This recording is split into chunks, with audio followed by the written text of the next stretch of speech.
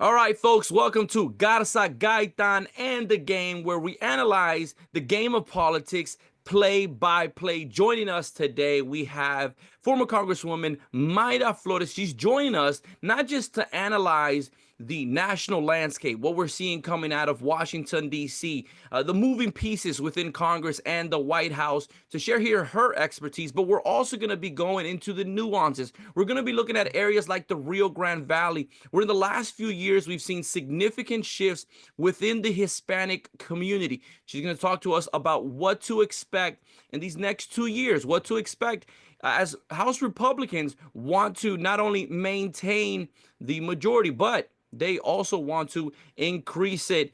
So to kick us off, Daniel, how's it going? How are you doing?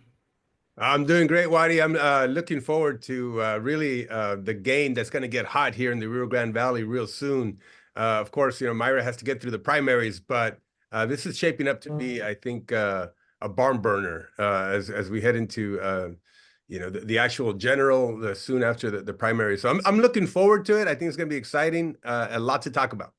Yeah, very much so. And Myra, thank you for being on the podcast. I actually, there's no doubt anyone who follows you on social media knows that you're active, knows that you're someone who's fighting not only for the Rio Grande Valley, but in general for the movement of conservative values of liberty and freedom. But for some of those who maybe are not as familiar with you or your work, give us the introduction. Who is Mayra Flores? Well, first of all, thank you so much for having me and giving me an opportunity to tell my story. I was born in Burgos, Tamaulipas, Mexico. It's only a few hours from here, from South Texas, from where I live. And I was born there, raised there by my parents and grandparents. My father, being an American, was able to bring us here to the United States legally. I was about 7 years old when I came here to the United States. Both my parents were migrant workers, so we moved a lot growing up. I lived here in South Texas for about 6 months out of the year, and 6 months out of the year, I lived up in the Panhandle in a small town called Memphis, Texas. And my parents would work there in the cotton field and in a peanut factory there in Memphis. And I'm forever grateful, even though I grew up complaining to my parents because we moved a lot.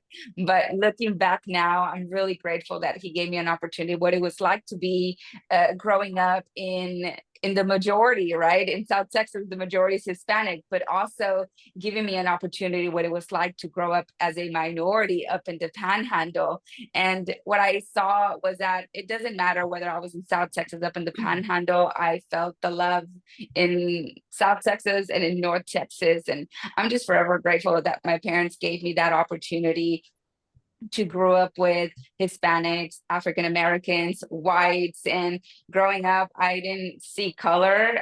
We just had an amazing childhood. Both my parents, of course, like I said, were working in the cotton fields, and I had the blessing, because I consider it a blessing, to work alongside my parents. I was 14 years old when I started working alongside my parents, and I have the best, most beautiful memories. A lot of people think must have been difficult working. I said, no, actually, it was the best childhood ever, being able to work alongside my parents and having that opportunity also to make my own money. But I realized that, I did not want to work in the field for the rest of my life. So my dad always encouraged me to continue my education. Graduated in South Texas in 2004 from San Benito, Texas. A Greyhound, and continued my education, became a respiratory care practitioner for about 7 years, taking care of patients in South Texas. And what I love about the medical field is, in the medical field, you don't care, what your political affiliation is, what your religion is. You just care for people. You just see people for who they are. And that's what I love about the medical field. I have four amazing children. They're my inspiration. They're the reason why I do everything that I do. I want them to have the same opportunities that I had, and I don't want them to have less opportunities. And this country's given me everything. And that's one of the reasons I decided to get involved. I grew up in a very conservative home, but my father was a Democrat and always encouraged us to vote Democrat. And I just remember telling him, Dad, you raised me a Republican. You just don't know it. The values that you instilled in me do not align with the Democrat Party. And it took him a long time to see that, but he's a Republican now, a huge supporter of President Trump, and has always supported me in in my political career, but I've never, no one in my family has ever been in politics. No one's ever run for anything. I, out of the blue, just Googled how to run for Congress. And I said, wait a minute, I have all the qualifications to run for office, and no Mexican born's ever done it before. I would love to give this win, not just to myself, to my family, but also to the Republican Party. I wanted the first Mexican born Congresswoman elected in the Republican Party and not in the Democrat Party, where we would probably see her all over Vogue magazine and, you know, be promoted in a different way. But because I was a Republican, I was, you know, attacked heavily by the Democrat Party. And all of a sudden, it was like, how can a woman of color, you know, support the Republican Party? And it wasn't until I got in politics that I saw myself as a woman in color, because I didn't grow up ever seeing that. So I just realized how the Democrat Party wasn't for people like myself, and they don't understand our culture. You know, where I am from, we're raised very conservative. We're all about faith, family, and hard work. And for me, my values are more important than a political party. And the reason why I support the Republican Party is because that is the closest to my values, how I was raised. And I want those values to live, not just in myself, but in my children and future generations. And I love, again, I love this country, and I believe that these positions in Congress are for the everyday American. They've tried to convince us that these are not positions for us, but no, I'm a proud American, and these positions are for the everyday American like us. Very much so. Very much so. I love to hear it. And a story that I'm sure resonates with so many families in general, but I would say very much for many Hispanic families who we can look back at the sacrifices that our parents made and that we're able to stand on their shoulders now. Or many times, like you pointed out, there are times that we maybe didn't like the decisions of our parents, like maybe moving around too much. But then as we get older, we appreciate the lessons Yes. and the values that instilled in us, and the parents' role that they had in our life. And there's no doubt that that's a key. And one of those stories that I think resonates with a lot of people is also of Daniel, who also has that similar story of migrant parents and also lives in the Rio Grande Valley. Daniel, I'll hand it over to you to kind of talk about the Rio Grande Valley in the area, and what are the questions that we have for Mayra specifically in that space. Yeah, you know, Mayra, one of the things that I appreciate about your answer was what comes through is a sense of gratitude, a sense of gratitude for what America has given you.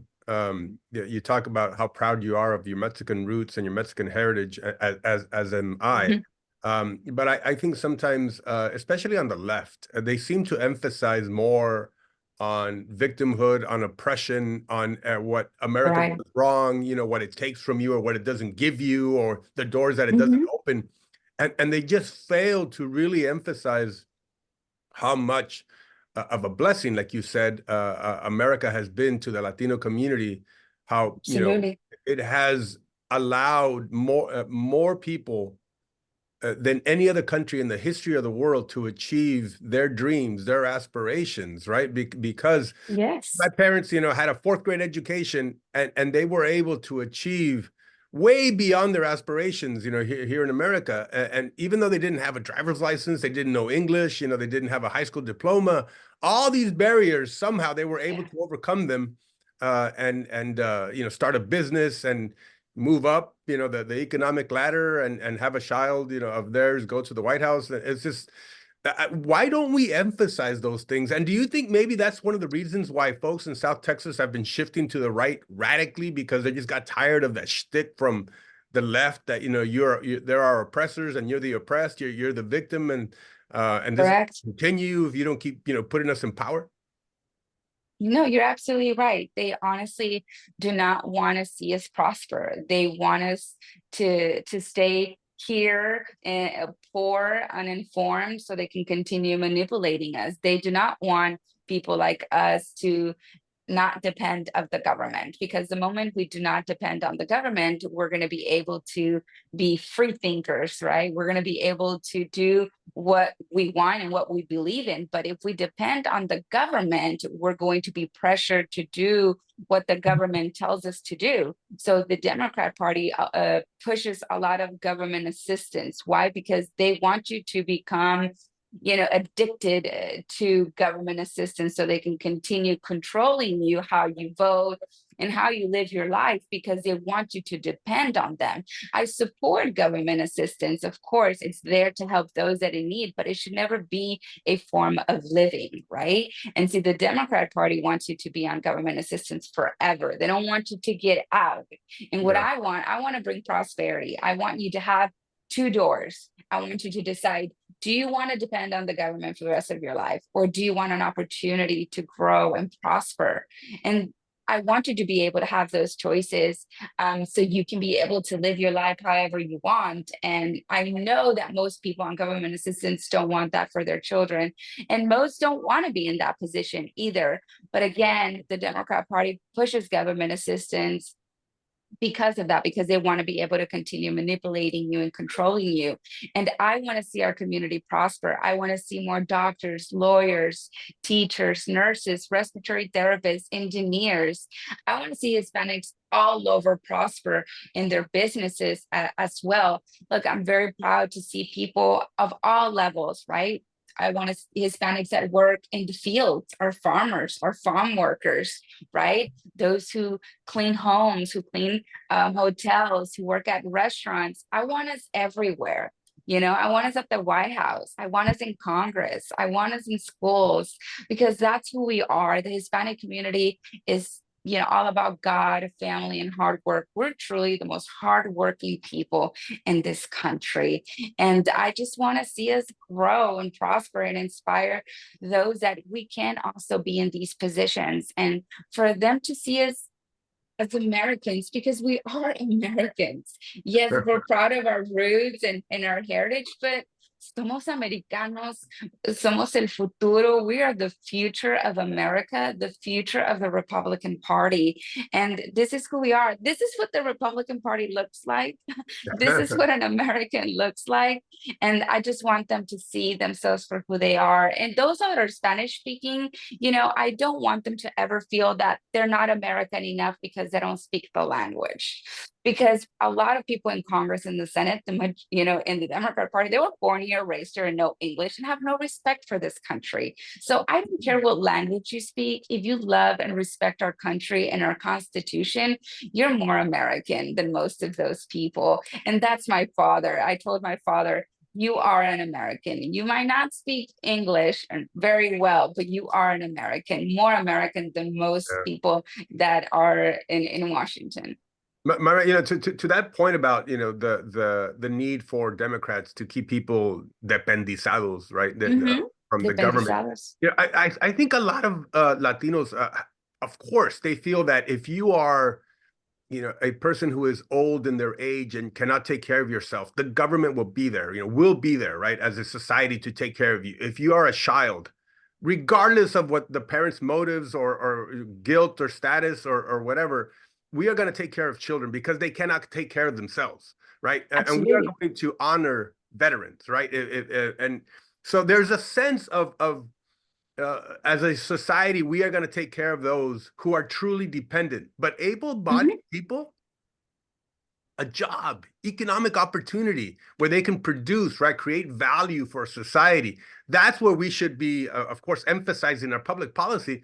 Pero como tú dices, it just seems that especially those on the left, it's why do we have to subsidize the lives of able-bodied people? It makes no damn sense. And I think that's where the frustration comes in, where folks know that to have a thriving society, you need people that are going to be productive, who can create value, and our public policy has to honor that. Yes, good paying jobs. That's what we want in South Texas, not more government assistance. No, we want better jobs, better opportunities. We want people not to leave South Texas for better opportunities. We want people to come to South Texas for better opportunities, that here in South Texas, you can accomplish the American dream. And that's what I dream of. I dream that those here in South Texas don't have to leave the 956 to get a good paying job, that Americans all over the United States are coming here to get a good paying job. And many people are doing very well here in South Texas, but the majority are not. And that's what I'm talking about.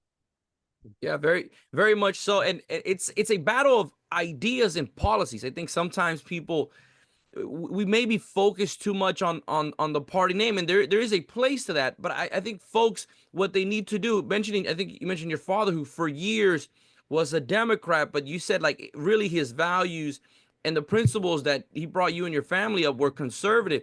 And I think we're in a moment in our society, in our country, where a lot of people, I think, are trying to put sort of that traditional, hey, my family for many years voted this way.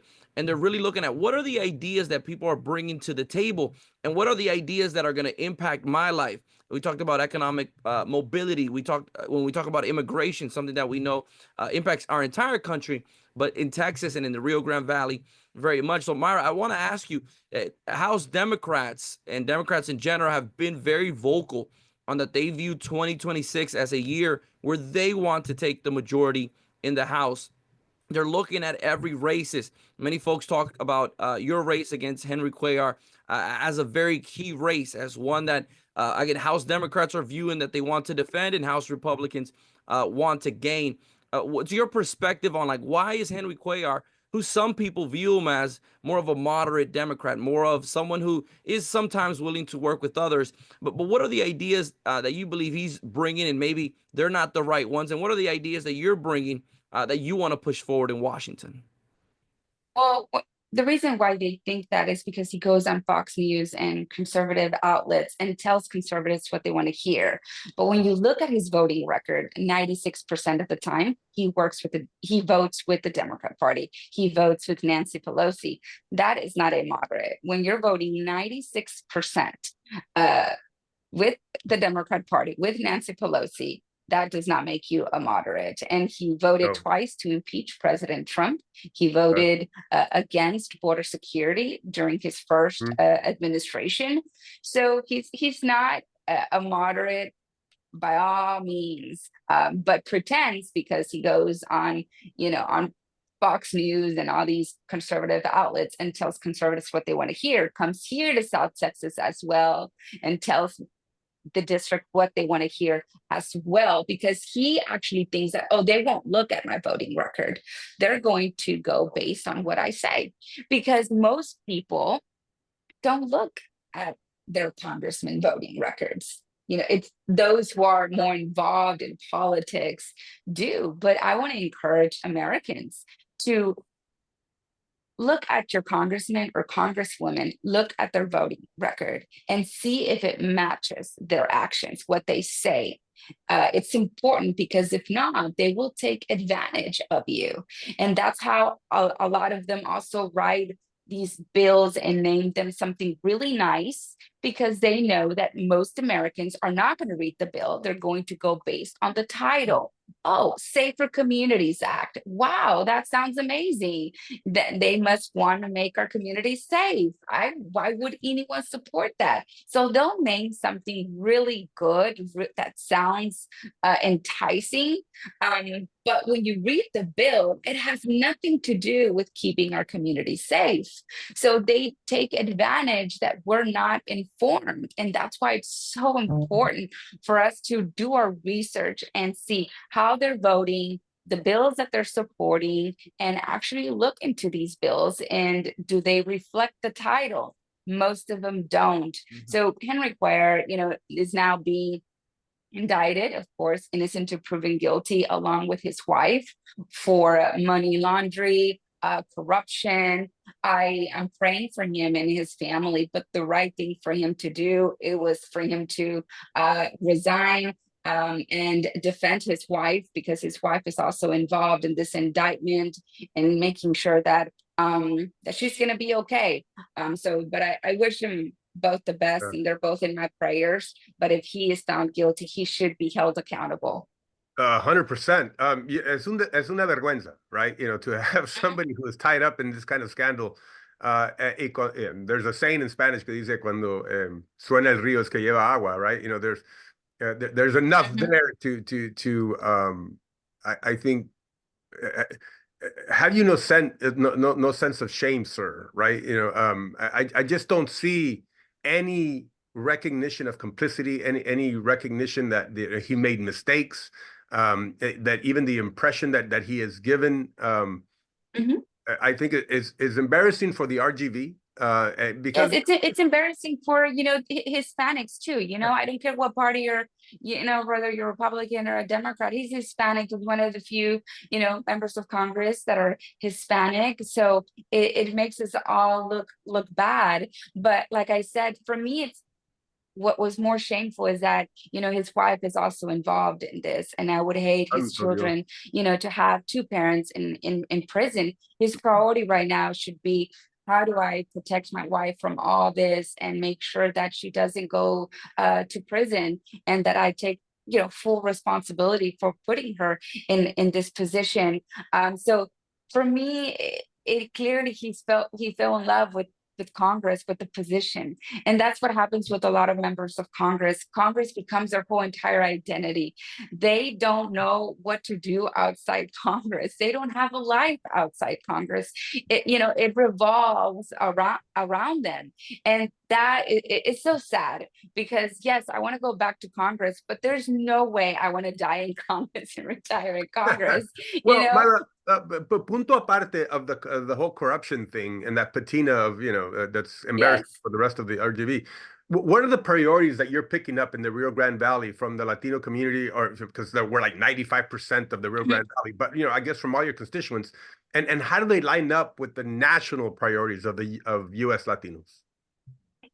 It's still all about the economy right now. The economy is getting better slowly, but unfortunately, under the Biden administration, the economy hurt tremendously, and it impacted Americans' pockets, and they still have not recovered. And it's frustrating for the everyday American, because they're not able to, take their children on a vacation. Summer's coming. They're not going to be able to afford, buying them new clothes, new shoes. So Americans right now are still hurting tremendously because of the Biden administration's economic policies that are still hurting. President Trump has done an amazing job in his first 100 days, right? But I believe that our focus right now needs to be on the economy. We need to bring some relief to the everyday Americans so that they can also enjoy their hard-earned money, because it is their hard-earned money, and they're able to take on a vacation.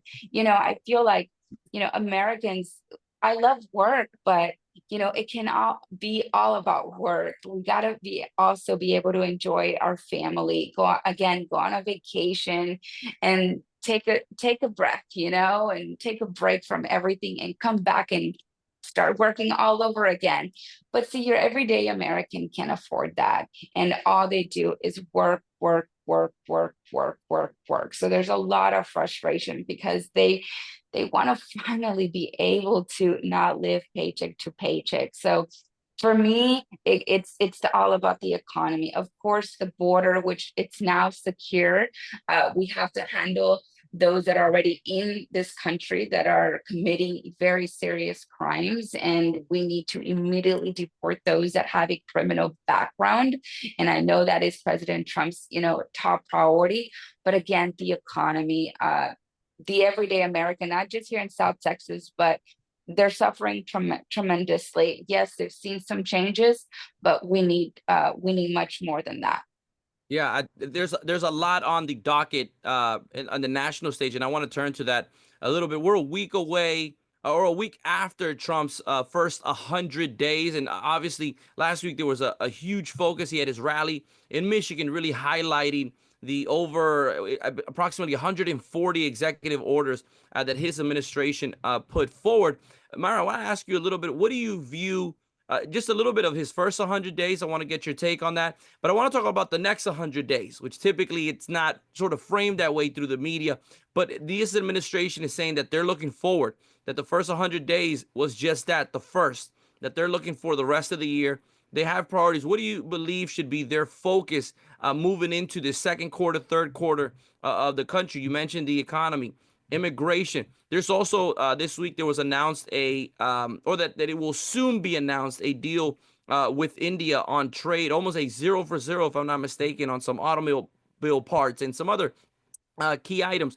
The administration has talked about a possible deal with the UK and possibly with the European Union. So there's a lot more movement that we're seeing. How do you view quickly the first 100 days? But then what do you view moving forward? What is it that the Congress should be coming alongside with the president when it comes to his priorities? I think he's done a wonderful job. I mean, it's his first 100 days, and the border is practically secure. We still, of course, you're still always going to have people crossing legally, but it does not compare. I mean, we've seen a 95%, 96% difference in people coming in illegally in the country, allowing our border patrol agents to focus on the criminals, the terrorists, and the child traffickers that are coming into our country. It's allowing our border patrol agents to do their job, right? Because the border is secure. And he's done that in only 100 days.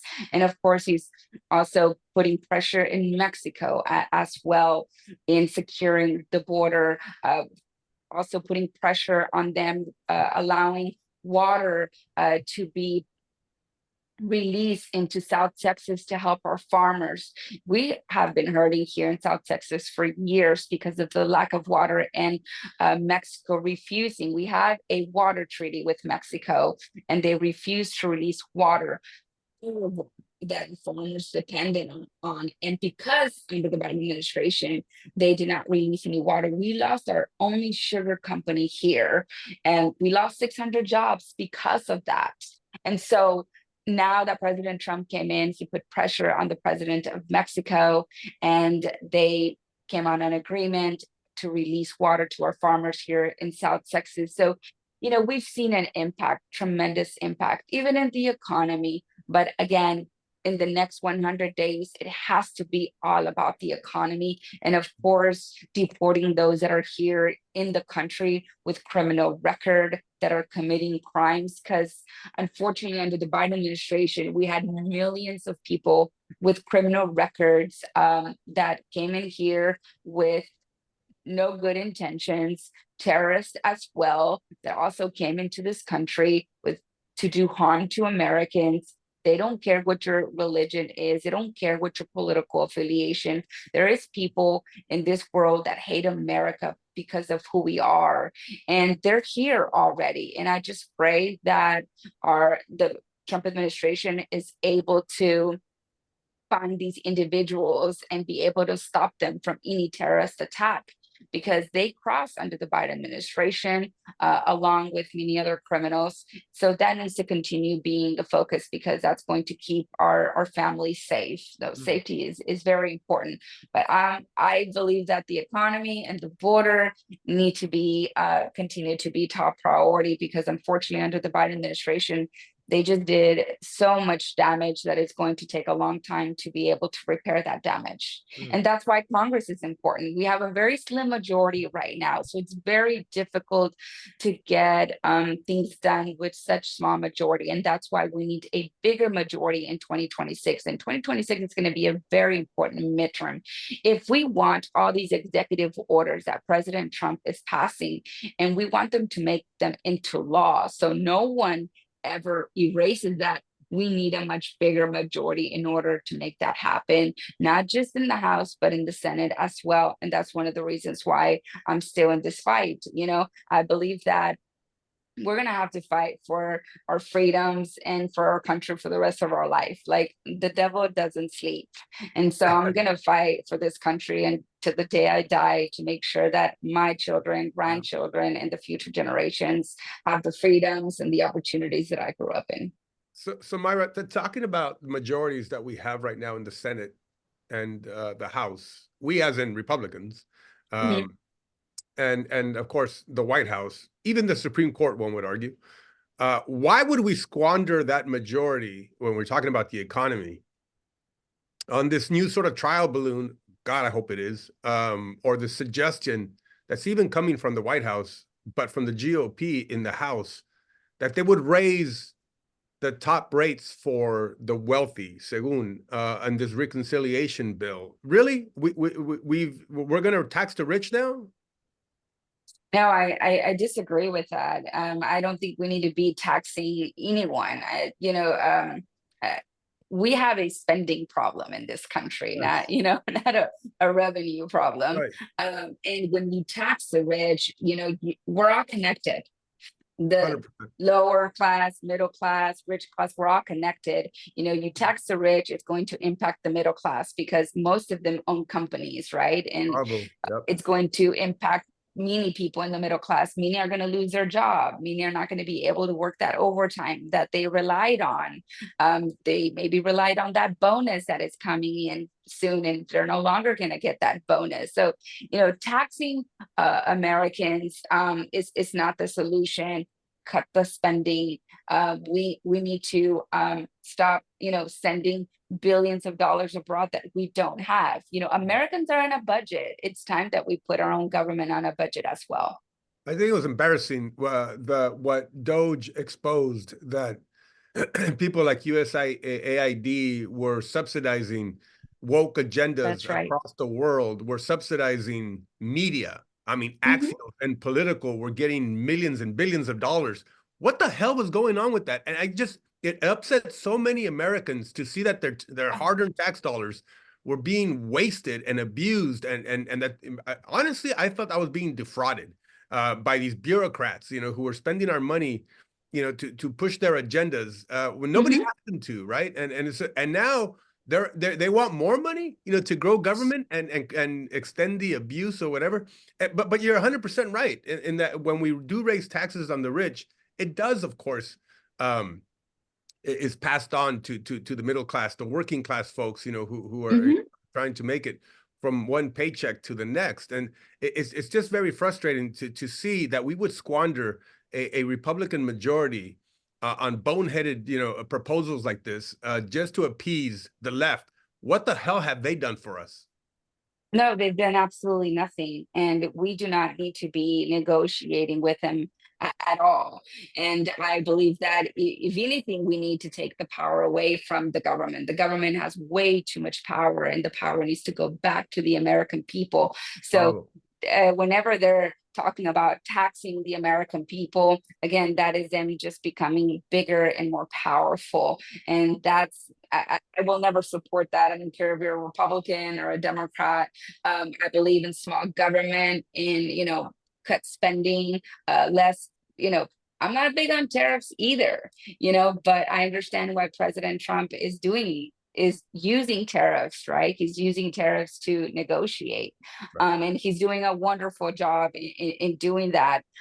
Even though I personally don't support, all these tariffs, but if it brings them to the table to negotiate and be fair, because a lot of these countries are not being fair. They're actually charging us very high tariffs, and we're charging them very low tariffs. So I believe that we need to be at an equal. So I do applaud President Trump for using this as a way to pressure them to come to the table. But again, the government is just getting too big, and it continues to get bigger and bigger and bigger and bigger.